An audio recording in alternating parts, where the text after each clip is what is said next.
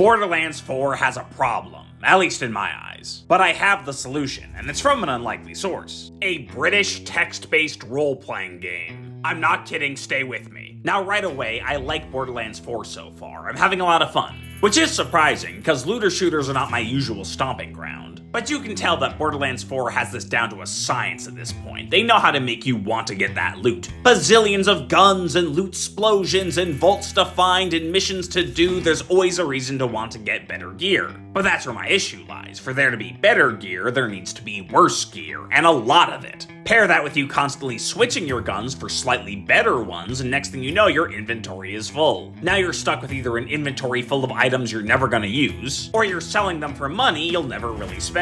There's almost never a reason to buy a weapon in this game, you can just find something better 5 minutes later. But that's just the nature of the beast, right? There's no real solution to this, it's just part of the genre. Well, that just means we have to look in unlikely places. Fallen London could not be further from Borderlands, in gameplay, in tone, in structure, but there is one element they both share. They're both games with a lot of loot. Just replace the bazillions of guns with British fashion and a few guns, and you basically have Fallen London's loot. You get all these items for all your different stats, then you get slightly better items, and now you're holding on to items you don't really need anymore. But then they introduced agents. Agents, in essence, are NPCs that do jobs for you. Each one has different strengths and weaknesses and can handle different kinds of missions. And all of them need loot to be the most effective.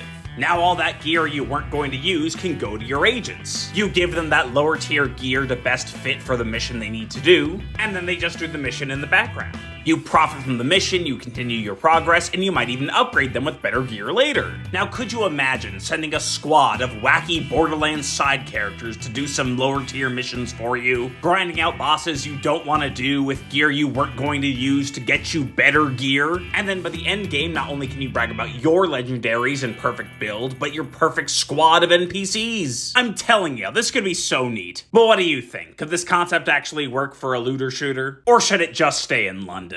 Let me know your thoughts in the comments.